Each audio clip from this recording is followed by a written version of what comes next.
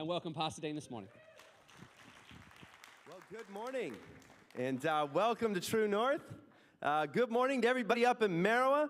Good morning to everybody watching online, and wherever you are, let's give everybody a big clap just for making it, wherever you made it to today.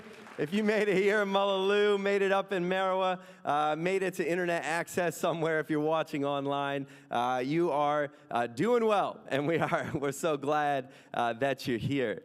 And we are going to be bringing our fourth week, last week of a series called Own the Mission, which is all about the mission Jesus has given us to be his witnesses in the world, flowing out of Easter and the good news of what Jesus has done. What's it look like for those of us who have faith in this good news? What's it look like for us to own the mission Jesus has given us? And so that's going to be a good bit of fun. I was reminded this week of a sign I saw not too long ago. I was in a Subway after church on a Sunday, actually. We often get Subway on the way home, kind of a bit of a favorite. I know the people, they know the cookies that I like to order. I sometimes get a sandwich first, but in all else fails, 6 cookies for $5, a great deal. Anyway, was in there and they had this sign up on their board and it said, we're spread thin, but our avocado isn't. And I thought that's a really appropriate sign nowadays. How many people have experienced kind of the spreading thin, maybe in your workplace? Whoa, that was real loud, just like that. Did I just kind of find my vocal cords, or we found a microphone? Are we good? We good? Did we hurt anybody's ears online? I hope you're okay online. Anyway, how many people have experienced that kind of spreading thin with all the different things related to the pandemic, COVID, people out? You used to, kind of having like maybe on a given team of whatever variety, maybe you used to have 10 people, but then like 8 are out and 2 people are covering the other 8. Or, you've in your family, you kind of used to have a way you did everything, but then some people are having to like isolate and do things. So there's this kind of spread thin challenge that we're all kind of become quite familiar with at the moment, right? Is everybody pretty familiar? Yeah, we're pretty familiar. We just, I don't know if if here you can just kind of see the spreadness if you're somebody who's used to, a normal Sunday, if you will, here at True North. But what has been fascinating to me to think about as we think about this idea of owning the mission, the last 2 and a bit years now, almost 2.5 years, and here in Perth, we've hit now a peak kind of in our experience of kind of the pandemic in our community on the way to, moving onto the backside of a hill towards, we know someday it'll be endemic.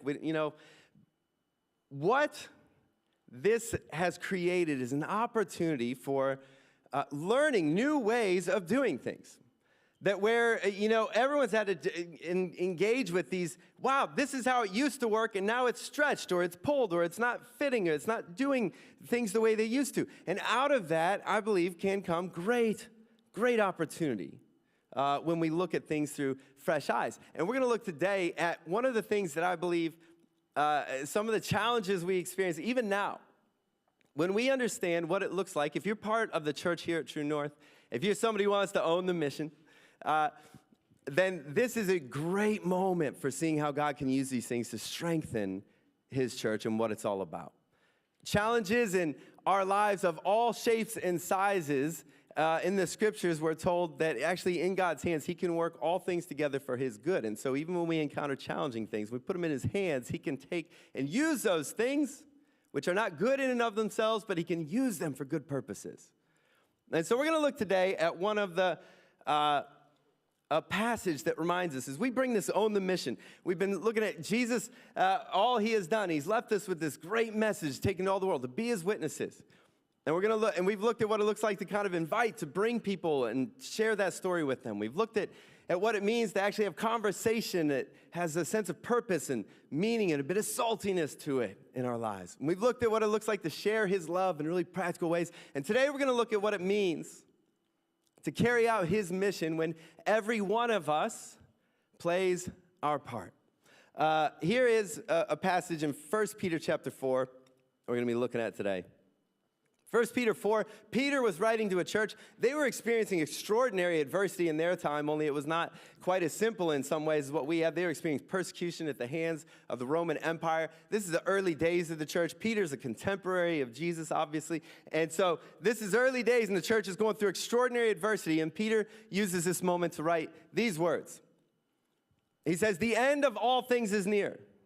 Therefore, buy as much toilet paper as you can, grab some mints, grab the eggs, grab the juice, whatever. No, that's not what he said, is it? That's okay. I misread that. I misinterpreted that. So he said, no. Therefore, be alert and of sober mind so that you may pray. Above all, love each other deeply, because love covers over a multitude of sins. Offer hospitality to one another without grumbling. And each of you should use whatever gift you have received to serve others. Let me hear you wherever you are. Say, serve others. As faithful stewards of God's grace in its various forms. If anyone speaks, they should do so as one who speaks the very words of God. If anyone serves, they should do so with the strength that God provides, so that in all things, God may be praised through Jesus Christ. To him be the glory and the power forever and ever. Amen. You know, I love this passage. It starts off with this great sort of encouragement to live our lives wide awake.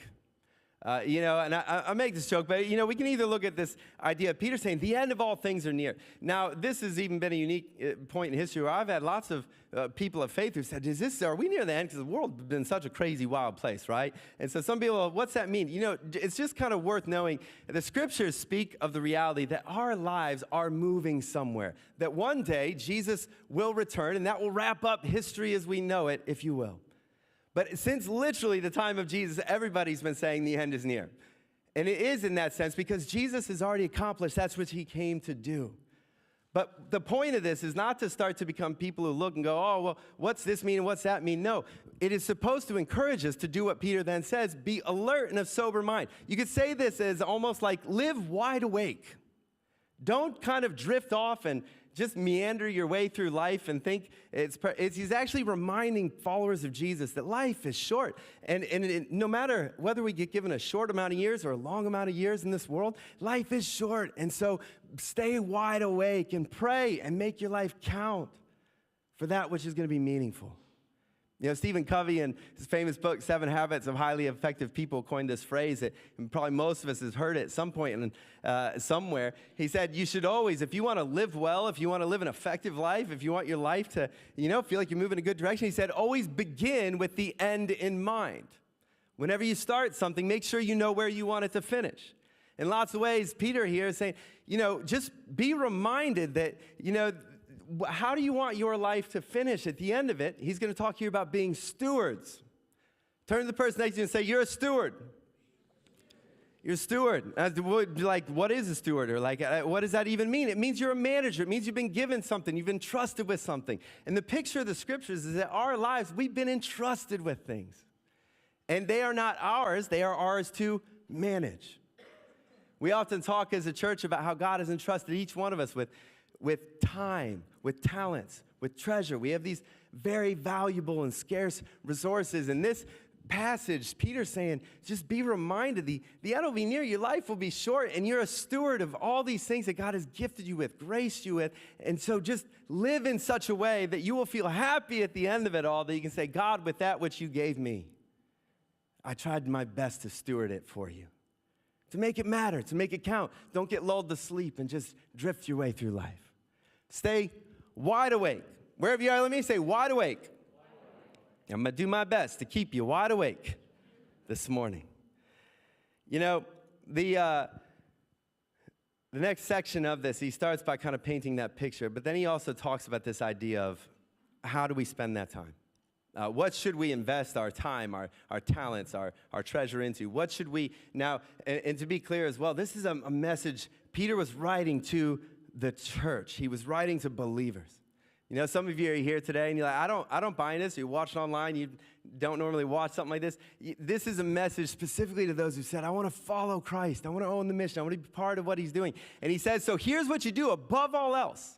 Above all else, above all else. Whenever you hear above all else, this has got to be important, right?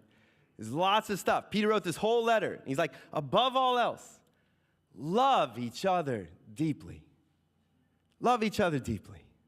Have you ever thought about that? That is the core of how we are to serve one another in the church. It's at the core, it's at the heart of what churches were all about. Jesus, in terms of carrying out Jesus' mission, this is what Jesus said. At the end of the day, what am I going to do? I'm going to build my church. I'm going to build the community of faith. I'm going to build these local gatherings of people. Local fellowship is one way we could call it. Jesus says, I'm building that. Why? Because he wants these to be communities of love that in our world show a countercultural way of life.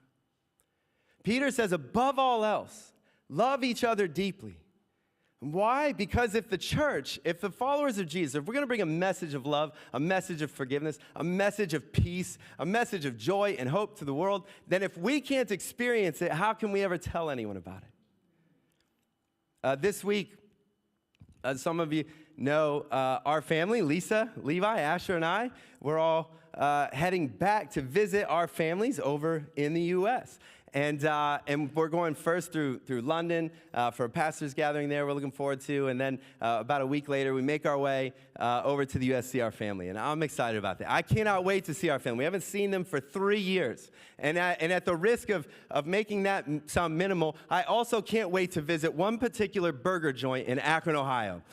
And that is not to take away. I cannot wait for the family, you know that. But I've got 2 favorite burger joints on planet Earth. One is, of course, 115 Collective. You know, we got some of the best burgers around. Amen, amen. Oh, that's right. But my other favorite burger joint is a place called Swenson's in Akron, Ohio. And it is an old school kind of burger joint. You stay in your car. They take your order at the car. They bring it out to the car. It's just one of those classics, all right? And the burgers there's one in particular called the Galley Boy. And it is phenomenal. If you're ever in Akron, Ohio, I encourage you to reevaluate some of your travel choices. But secondly, I encourage you to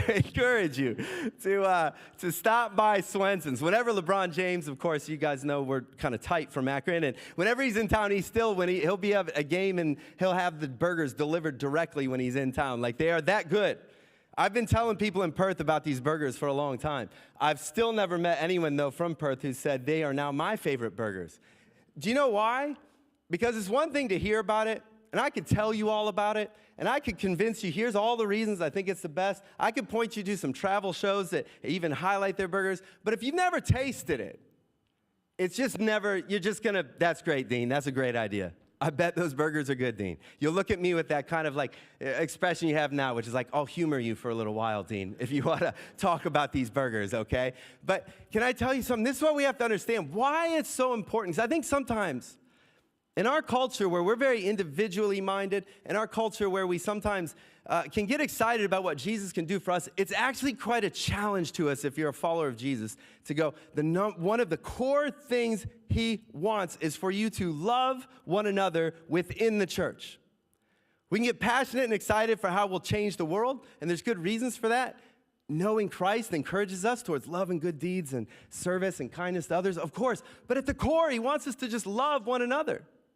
Why? Because within the church, this is the place where Jesus is king. This is the place where we're supposed to witness to the world. Here's what it's like when you just live by love. Here's what it's like when you actually love and care for one another. So that if you want to say to someone, I'm not just telling you about this idea, I want you to come and see it. This is what the church is meant to be. It's why Peter says, above all else, love one another.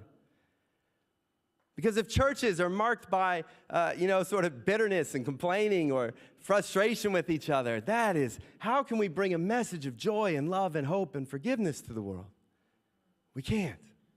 Not in a way anyone's ever going to taste it and say, yeah, I'd like some of that myself. So we are called to love one another deeply. We're called to create this community where that's how we live. We're called to build his church. And his church, when we say build his church, we're not talking about we're supposed to build buildings or we're supposed to build those things. No, Jesus actually, in Ephesians, Paul writes it this way. He's describing what the church is. He says in Ephesians 2, 21 and 22, in him, the whole building is joined and together and rises to become a holy temple in the Lord, but not a physical. He's talking about a spiritual building. And in him, you two are being built together to become a dwelling in which God lives by his Spirit. The picture of the church is this is the place where people are like, the best picture you can get right here is it's almost like, how bricks join and interlock and it creates a building. Well, the church is supposed to be like people who are joined to one another. And through their love for one another, it becomes this dwelling for God's Spirit. So that people can encounter the presence of God in this community, in this tribe of followers of Jesus. This is what the church is. And we sometimes... in our desire to walk out, God, what's your plan and dream for my life? In our much more individually minded culture, it can be difficult for us to wrap our minds around the fact that what God wants is, above all else, love each other deeply. Love and serve one another. Together we become this beautiful house that God is building where he lives and dwells by his Spirit. Isn't that a beautiful picture? The passage in 1 Peter now gives us some pictures of how we can do this. And at the core of it is this idea that he says in verse 10, he says, so each of you should use whatever gift you have received to serve others as faithful stewards of God's grace in its various forms. Each of you. Let me hear, wherever you are, say each of you. Each of you. Each of you is that's a strong phrase because it means each of you. It's a picture that says every single person who calls Jesus Lord has been given at least one. It's not saying you've been given a single gift, but you've been given gifts, you've been given capacities, you've been given abilities. And he says, and I want you to use those to serve one another. You see, the way that the house grows stronger, the way that this tribe called love is created and built is when every person uses their gifts to love and serve one another. And he says each of you to highlight. This is not for some people. It's not an optional add-on. It's not extra credit. I know when I was going through school, if there was things that were like extra credit, my general MO was like, no worries. I'm happy with the credit I've got. Thanks. I won't bother with that. But you do this project for extra credit. Why would I need extra credit? I'm happy. I'll use my free time a different way. Sometimes we think in the church, maybe kind of serving others is like extra credit, like that's all right. I've got the parts I need. No, each one of you should use your gift. You've been given it. Do you know this? And the New Testament is always painting all these pictures about how God has gifted people to serve one another in unique and incredible ways. There's different passages that speak of all these kinds of different, we call them spiritual gifts. They're gifts God's given us by his Spirit. And they are spoken of in so many different forms throughout the New Testament. I want to just read you a couple others because it's so good to have this picture. No, this is how God imagines the church. When we think about how God might be refining his church through some of the challenges that we've had, I will tell you this. I believe one of the ways he's refining his church is moving his church from being kind of a casual place you show up to really becoming that people who are committed to loving and serving one another. In fact, just before I read these verses, I was reminded of a couple of years ago, in about March 2020, I stood up and gave a bit of an announcement here at our church about what we were going to be doing on the next week and how we were going to be not having our 9 a.m. and 10:45 a.m. service in person. And that was revolutionary at the time. And it was like, this is what's going to happen next week. And there was 3 things that I remember I looked and was speaking about back then, 2.5 years ago, that I said, I think are going to be important in the next season. Only I did say that next season could be 2 weeks or 6 weeks. We don't know. Turned out it was a little longer. But 3 things I said I feel like God wants to teach us in this season. The first was that we've got to become a lot more fluid as a church. That we're used to kind of an experience of church where it's like a service is at 9 and 10:45. I could show up. I know it'll always be there. It's just kind of set it and forget it. But actually, we're going to have to become more fluid, where things change more dynamically. In the way a family might change their plans at the last minute, as a church, you might have to change our plans at the last minute. And so it's harder and harder to just kind of casually think I could just show up. It's actually you have to choose whether you're going to be in or whether not. We had an 8:30 service until Thursday last week, and we get rid of it or whatever. Like, we have to constantly be changing things. And then I said, I hope as well in the next season we become more loving. because you could already feel at the very beginning that the changes that were going to come with the pandemic is unfolding. We're going to create a context where some people might speak in less than loving ways towards each other. Thankfully, the last 3 years, that never happened, which was beautiful. Like, the world's just kind of kept us cool. It's been awesome. So, I don't know, maybe we all had different tastes or flavors, but it really was going to be a chance to go, you know what, this could be a little bit difficult. One of the big things we can learn is how to be loving towards each other, even if at different times we disagree about what to do. And then the third thing I spoke about was being fluid and being loving, and then also how we would have to become flexible and what it looked like to be the church, to meet in different ways.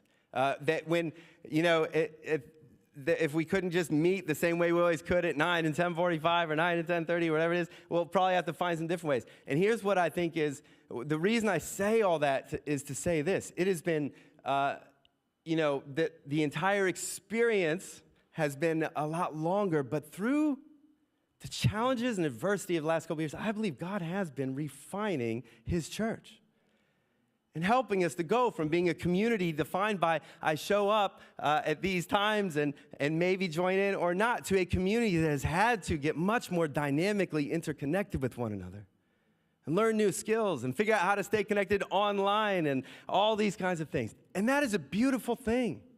And I hope you celebrate that. I know I do.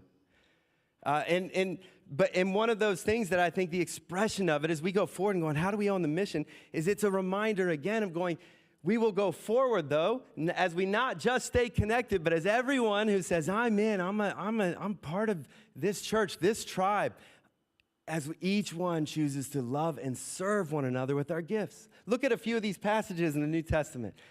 1 Corinthians chapter 12, when it talks about the gifts of God's Spirit to each believer, it says in 1 Corinthians 12, verse 7, now to each one, let me say each one.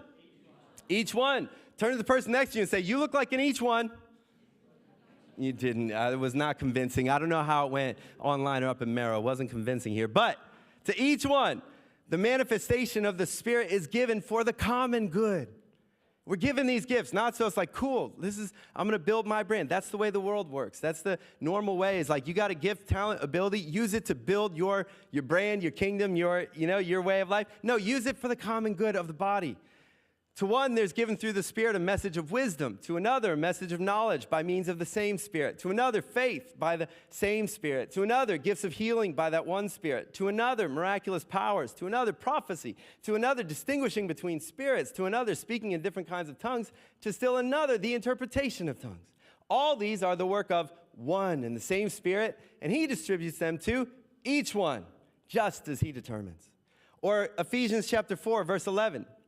So Christ himself gave the apostles, the prophets, the evangelists, the pastors, and teachers to equip his people for works of service, so that the body of Christ may be built up until we all reach unity in the faith and in the knowledge of the Son of God and become mature, attaining to the whole measure of the fullness of Christ. Well, Romans 12, check this one out, verse 6. We have different gifts according to the grace given to each one of us. If your gift is prophesying, then prophesy in accordance with your faith. If it's serving, then serve. If it's teaching, then teach. If it's to encourage, then give encouragement. If it's giving, then give generously. If it's to lead, do it diligently. If it's to show mercy, do it cheerfully. You read through the New Testament, man, it just pictures this extraordinary body of people committed to loving and serving one another. As each person just brings their unique gift, their unique piece, their unique who you are and how God's created you, wired you, as we all bring those things together, that's what allows us to see the body built. That's what sees the church go from strength to strength. That's when the church goes from being, this is a place I show up and I receive something, to this is a tribe I'm part of loving and serving. That's when the church becomes, as it says, they're built to maturity and the fullness of God. What a picture. This is what the church is all about. And I share all this to you today to say, you know what, this is what I really believe. If we're going to own the mission, if you're a part of the tribe at True North, if we're going to own the mission and continue to go from strength to strength, and I tell you, we've got our AGM, our annual general meeting at 12:30 today, and you don't read a lot about AGMs in the New Testament, but I can tell you they're a beautiful thing because you stop and you look and you say, what, by God's grace, have we accomplished in the last 12 months? And you can read the booklet, you can find that online, but I just say all that to say, God is doing extraordinary things through our church. And I give nothing but thanks and praise for everything we have seen God do over these last 2 and now almost a half years that have been unique, and certainly in my time of leading in a church. And so, and I celebrate and I'm so grateful for every person who embodies, and our church is full of literally hundreds of people who embody these very scriptures, who use their gifts to love and serve the body. And so for every person who's here and you're like, yes and amen, and you love that you get to be a part of this same work, and I hope today's message just encourages you. Keep going. Keep doing what you're doing, because as you love and serve the body is growing stronger and healthier, and people are getting to taste and experience that actually what the presence of God is all about. It's incredible. Some of you are here and you're brand new to our church, and maybe you just found yourself here today, and you know what? I hope today this just gives you a snapshot. Here's who we are. This is what we're about. And if you're a follower of Jesus, says, I want in on that, come on, you're welcome. This is where we're going.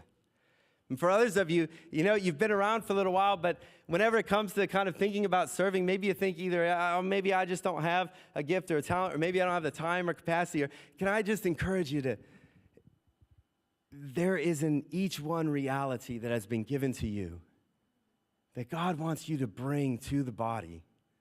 And because as we all do that, he's the one who gets the glory. When we use our gifts for ourselves, all of us get some glory or encouragement or accolades. Look how great you are. Look what you've built. Look what you've done. When we all bring it together in the body, it finishes where Peter said, which is, to him, to God be the glory in all things. Because the church is his. And so I always want to encourage us. So whether you're someone who does this already, or maybe there's something God will place on your heart to say, you know what, I want to be a part of that. All of us have been given 3, we talk often about, we all have these 3 incredibly valuable things in life: to steward, to manage. We're all stewards. That whole idea of steward means it's God's, it's been mine to look after in my short time here in this world. And we've all been given time. That is our most valuable resource. We only have so much of it. We've been given talents, certain skills and abilities that are ours, and God's given them to us. And we've been given treasure. We get a certain amount of finance and financial resource or wealth. And God has given them all to us. And we can always look at life going, it's my time, it's my talents, it's my treasure. Or as followers of Jesus, we say, no, it's all his. I'm a steward. And then all we have to do is ask this question, say, God, how can I use the time, talent, and treasures you've given me to love and serve one another? And it's not about, let me tell you one thing, your answer to that question will probably not be mine. It will probably not be, hey, the best way you can manage those things is to become a pastor, to move to the other side of the world, to start a church, and to, and hope that the Lord lands you somewhere really beautiful. That's not probably going to be most of your challenges. It's all of us have a different response to how we do that. But can I encourage you, the church grows healthy when every one of us says, I want to play my part in building his church. And there's 2 kind of key areas I'd love to encourage you today as we come out of this series, Own the Mission. If there was 2 things I'd love to mention to you, one is this, and it's about investing your time and your talents. And that's to consider, if you've not before or you're not right now, to join a team. One of the ways that we love and serve, in Peter, he talks about offer hospitality to others without grumbling. Offer hospitality to others without grumbling. Do you know what he was talking about there? In their culture and context, one of the best ways they served hospitality was they would just open up their homes. There weren't hotels, there weren't passing things, so they would open up their homes. So to offer hospitality was to open up your home and just welcome in strangers. We're going to start a new roster for that, where you're going to welcome strangers into your home. Can you imagine? And Peter, check out what he's like. He's like, hey, and do it without grumbling. Don't complain about it. Sometimes, you know what? Here, one of the best ways we offer hospitality is having teams of people who stand outside and welcome people in. And that is an extraordinary way we offer hospitality. And so we want to just be people who can do that. But let's not kid ourselves that we're like pushing the envelope too far if we have to come a half hour early. We're not asking anybody, can you open up your home to strangers on a pretty regular basis, feed them, look after them, and please don't grumble about it, But what would it mean to just join a team? You know, we don't kind of ask for the world, but we do go, you know what, if everybody does a part, that's how everything can work. What if you could just literally offer hospitality, join a team where you could welcome people in, welcome kids in, welcome youth on a Friday night, teenagers, you know, whatever. But, you know, so one of the things you can do if you wanted to serve and bring your gift, and bringing a gift's not all about, okay, here's what I think I'm good at. Can I just create a whole, here's how I can just do that? No, our gifts are what we do when we're serving one another. God brings them out and uses them. It's beautiful. And so I want to encourage you, if you've never joined a team, you know, if you're in person right now, there's a QR code on the seat in front of you. You can scan that. And that takes you to a button. You can click join a team. Just find somewhere. And you might say, I have no idea what to do. That's great. There's a little button. Just click that. Someone would love to talk with you and just say, here's how you can join in, how you can be part of the team, how you can be part of the body. I love as well across our church, there are just ways that people, I've had so many people over the years, they come up to me and say, here's what I'm good at. Here's my gifts and skills. Here's what I do in my working life. Is there a way you could use that talent or that gift in our church? And our church is so much stronger because of all the ways that people just bring whatever unique gift they have. And often we find unique ways to deploy that. It's incredible. But it just happens when people say, here's what I'm good at. How could I use this to serve the body and to serve God? You know, in the other thing I want to just mention today, I'm heading off, and so this is coming a little bit down the track. But at the end of June every year, we take up a special offering. It's a time as a church where we go, here's where we bring a gift of our treasure that is for those who, you know, feel excited and joyful and cheerful to do that. And we give above and beyond our usual just kind of tithes and offerings and say, God, what would you have me bring that would represent a sacrificial gift that goes towards your church? And this year, for our June 26th is the Sunday, we're going to be taking that up. It's always open kind of a week before, a week after. And this year, the theme for it is we're calling it our legacy offering. Do you know the word legacy means a lasting impact? And as we kind of come through what is, I guess, almost that home stretch of, maybe it's not the home stretch. None of us know kind of what's ahead with the pandemic. But I'm convinced that the lasting legacy of this couple years of unique challenge and adversity, the lasting legacy, I believe, for God's church should be we walk out stronger than we went in. That we have actually been refined. God's word tells us he prunes every branch that bears fruit so he'd be more fruitful. And the offering this year, we know there's been challenges, there's been difficulties, but this offering is just about saying, God, we want to sow into the future and believe it's going to be stronger and greater than the past. Often people say, what's the target or how much should I give? There's no particular target. The one thing we ask, or what should you give? The only thing we ask is just for every person who says, I want to be part of this, to say, go and pray and ask God, God, what should I give or what should I bring? Because every one of us is stewards of different things, different resource. And one thing I know as well is I don't know the future. I don't know the challenges that are there or the opportunities, but God does. And if every person who is, you know, kind of called by his name and part of his church is willing to ask him that question, he'll lead in that. And he will equip his people for every good work that he has for us. You know, sometimes people ask, they often do, you know, and, you know, churches, they want your money or things like that or think that. So if you're someone who's new to church and you think, oh, but this is what, you know, this is something that will never make sense to anyone who thinks or lives with. So I understand it. If you're worldview of life is this is my money, then it does feel frustrating and painful when someone says, I want some of your money. But that's not our heart here. This is something that only really works in a framework where you say, God, it's all yours. I want to steward what you have. And that's why we don't say, here's what you should do or give. We just say, why don't you just ask God, just pray about it. And we know as we all listen to God, that's what it's about. It's about deepening our walk with him. So, but I just want to tell you that because I won't be here in some of that lead up, but, you know, rest assured, our family will be praying about that and seeking that. And what I know, and here's what I'm convinced of. And today we're talking about this idea of own the mission. That right now, even literally right now, like today, if you were here at Mulu, we had 2 people on a stage that usually has like 7. We are stretched thin. We are in a season where it's like, it's a bit challenging right now. But this moment is not all there is. But God is using this moment to build his church.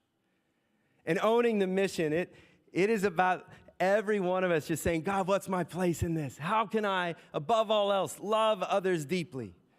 How can I use whatever gift you've given me to love and serve others? Because as I do that, as you do that, as we do that, as all of us do that, God will build his church. And here's what it says. In fact, I want to invite you. You can stand up wherever you are. If you're up in Maroa, if you're online, as I bring this message to a close, I just want to read these words once more, because this is what it's all about. 1 Peter chapter 4, verse 7, or verse 11, he says, actually, I'm going to start in 10. He says, each of you should use whatever gift you've received to serve others as faithful stewards of God's grace in its various forms. And if anyone speaks, if that's the kind of gift it is, do it as one who speaks the words of God. If anyone serves, do it with the strength God provides. And the whole idea is that this is stuff we do out of the overflow of our love and walk with God. So if we try to just do these things, we think they're nice ideas or good tasks, or we liked how Dean kind of invited us, we will always grow frustrated or find it difficult or get burnt out or exhausted. But if we are people who do it all through the power and strength that God gives, that's how his church flourishes. And all of it comes together, as it says, for this reason, so that in all things, let me hear you say all things, God may be praised through Jesus Christ. This is the end goal. This is the picture. This is what we want to see. That in all things, God may be praised through Jesus Christ. To him, not to a church or to a person or to him be the glory in Jesus Christ forever and ever. Amen. It's about his glory. Would you bow with me? I want to pray for us. And what we're going to pray is that even as we bring this kind of 4 weeks thinking about owning the mission to a close, if you are someone who wants to say, I want to be on that mission, I'm just going to invite you wherever you are to open your hands. It's just about saying, God, I want to be on that mission. I believe and I'm so thankful, Jesus, for what you've done for me, and I want to be part of the mission of taking this good news into all the world, speaking about it, declaring it, living it out, seeing your church built, seeing people encounter the presence of God, seeing the goodness of God released in people's lives in fresh places. You want to be on that mission? I just want to pray right now. Lord, I thank you so much for all you have done for us. Thank you for the good news. Freedom, hope, healing that you won for each one of us at the cross. God, I thank you for every person who has had an encounter with your love and your grace and your presence. And I pray today for your church here at True North. I pray for this tribe that God, even now, you would pour out through the power of your Holy Spirit into our lives strength. You would pour out into our lives the power and energy we need to love and serve you, to above all else, love one another, to bring whatever unique gifts you've placed in each one of us and use them all together for your glory forever and ever. Lord, in the power of your Spirit, would you enable us to live that out? May we step into a season up ahead that is stronger, and more full of joy, more full of peace, more full of hope, more full of love for one another, more full of faith, more confident in you, more assured that we're living out your purposes in our lives.